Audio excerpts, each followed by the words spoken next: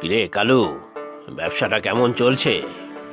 বাবু, এ তো প্রচুর খদ্দের, সামলানো দায় হয়ে যাচ্ছে। আজকে তো সকালেই ক্ষীর প্রায় শেষের দিকে। এ কি আর যেমন তেমন ক্ষীর? শহর থেকে আনানো, স্পেশাল একেবারে। তা যা বলেছেন বাবু। এদিকে নিতাইয়ের দোকান দেখুন না, বসে বসে পিঠে বানিয়েই চলেছে। খদ্দের তো একটাও হয়নি এখনো। গ্রামের লোকেরা এখন ভাই সব কি বলে না, মডার্ন হয়ে গেছে। শহরের খাবারই বেশি পছন্দ। ওইসব দুধ পুলি, ক্ষীর পুলি, গোকুল, চিতল, এর দিন শেষ। একদম ঠিক বলেছেন বাবু। আপনি ভাগ্যিস শহর থেকে কি সব কালো কালো পিঠে এনেছেন। খদ্দেররা তো সব এগুলোই কিনে নিয়ে যাচ্ছে। হত ভাগা, ওগুলো কালো পিঠে নয় রে, চকোলেট পাটিসাপটা। তুই খদ্দের সামলা, আমি নিতাইটার কাছে যাই। কেউ না আসুক, আমি তো যাই ওর দোকানে। আচ্ছা বাবু।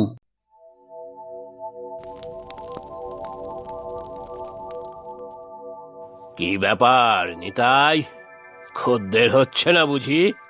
হ্যাঁ, ওই আর কি, দু চারজন খদ্দের হয়েছে। আজ তো সবে প্রথম দিন, হবে ধীরে ধীরে। আপনার তো দেখলাম দোকানে খুব ভিড়। ব্যবসা বুঝলে নিতাই, ব্যবসা। ব্যবসা করা জানতে হয়। গ্রামে মেলা শুরুর আগেই ভেবে নিয়েছিলাম শহর থেকে সব নতুন নতুন পিঠে আনিয়েছি। ব্যাস, আর কে দেখে? খদ্দেরদের ভিড় সামলানোই যাচ্ছে না। আমি তো আমার গ্রামের লোকেদের নিজের হাতের বানানো দুধ পুলি, গুড়ের পাটিসাপটা, ক্ষীরের পাটিসাপটা খাওয়াতে চাই। ব্যাস, তাহলে হয়ে গেল তোমার ব্যবসা। আমি যাই। দেখছই তো দোকানে কত লোকের ভিড়। কই রে কালু, খদ্দেররা যা চাইছে ঠিকভাবে দে। কাল শহর থেকে আরো মাল আনাবো।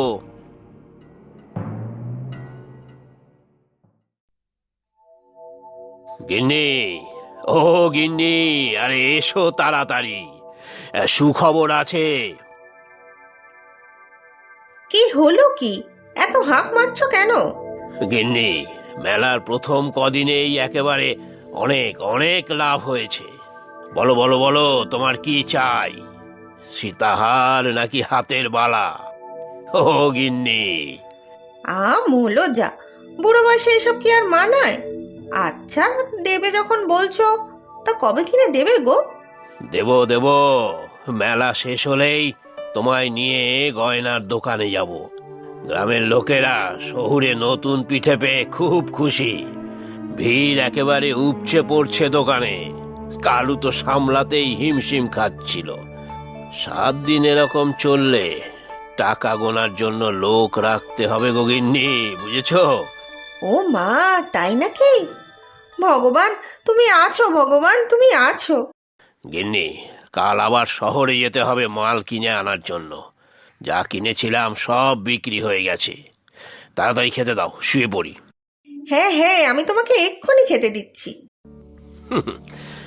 শহর থেকে সস্তায় পিঠে পুলি কিনে গ্রামের লোকেদের বোকা বানিয়ে কেমন বেশি দামে বিক্রি করলাম। আমার বুদ্ধি আছে বটে। গ্রামের লোকেরাও শহরের জিনিস পেয়ে খুশি, আর আমি ওদের টাকা।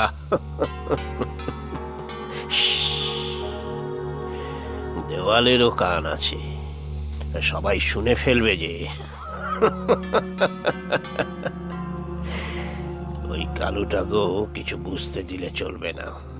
কই গো, আসো খেতে, আমি খাবার বাড়ছি। যাই যাই।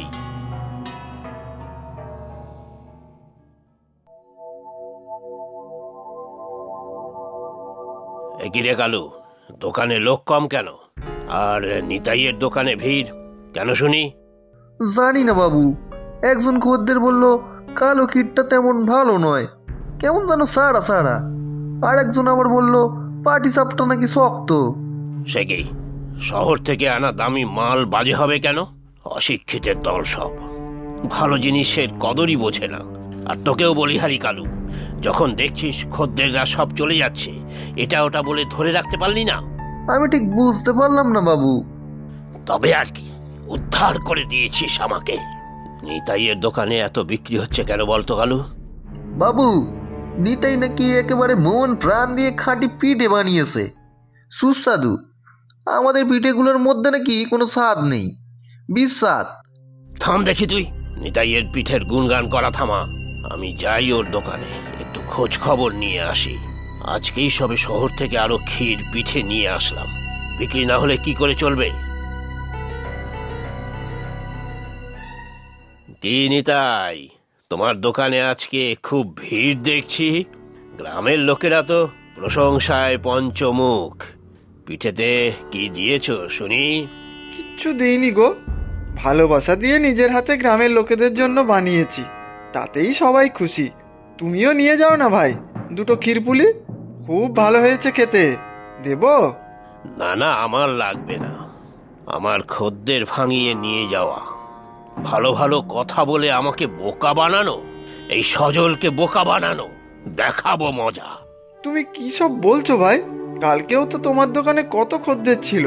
গ্রামের মানুষদের তোমার শহর থেকে আনা পিঠে পছন্দ হয়নি বলেই তো আমার কাছে এসেছে, তাতে আমার কি করার আছে? কে বলেছে আমার আনা পিঠে বাজে? তুমি নিশ্চয়ই সবার কান ভাঙিয়েছো। শহরের বড় দোকান থেকে আনা পিঠে পছন্দ হবে না মানে? আমি আজই প্রধান মশাইয়ের কাছে বিচার চাইতে যাব।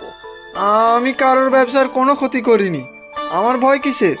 চলো প্রধান মশাইয়ের কাছে। এসব কি হচ্ছে শুনি সজল? মেলা সবে শুরু হলো আর তার মধ্যেই অশান্তি।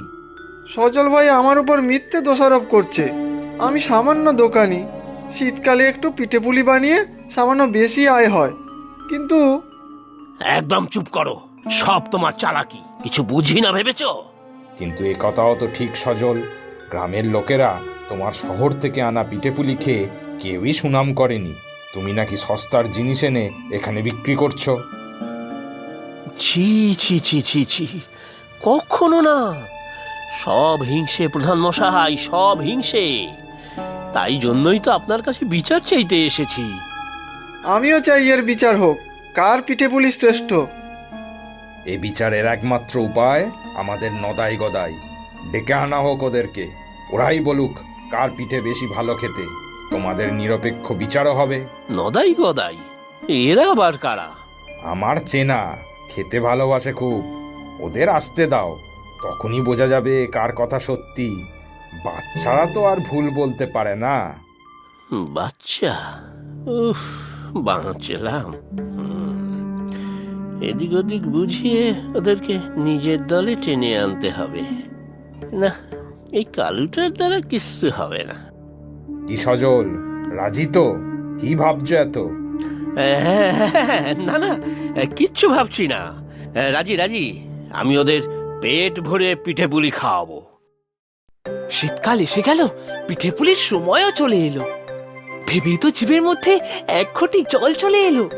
আমারও রে, মা যে কবে বানাবে কে জানে।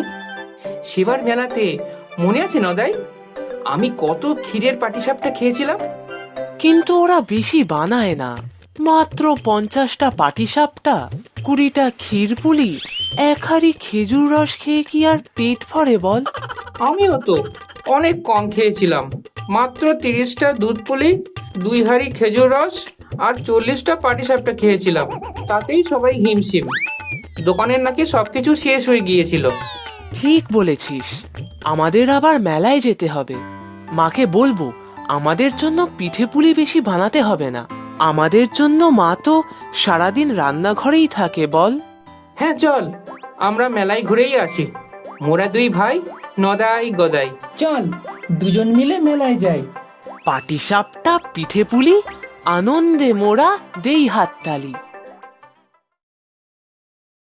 কি গো, শহর থেকে আমার জন্য যে পিঠে পুলি এনেছিলে, ওগুলো থালায় রেখেছো তো? হ্যাঁ রেখেছি গিন্নি। বাচ্চা মানুষ কত আর খাবে, কি বা বুঝবে। নতুন নতুন পিঠে একবার খেয়েই বুঝে যাবে। নিতাইটাকে সুযোগ দেবই না। বাবু, সব তৈরি। প্রধান মশাই, নদাই গদাই সব চলে আসবে এক্ষুনি। ওই দেখুন, নিতাইও থালায় পিঠে পুলি নিয়ে চলে আসলো। তুমি সহায় থেকো ঠাকুর, আমার সীতাহারটা যেন উনি আমাকে গড়িয়ে দিতে পারেন। এ তো মেঘনা চাইতেই জল রে। মেলায় আসতে না আসতেই সবাই থালা ভর্তি পিঠে নিয়ে হাজির হবে। আমার তো ভেবেই পেট চোচো করছে। কোথায় তোমাদের পাটিসাপটা কোথায়? নিতাই, কোথায় তোমার থালা?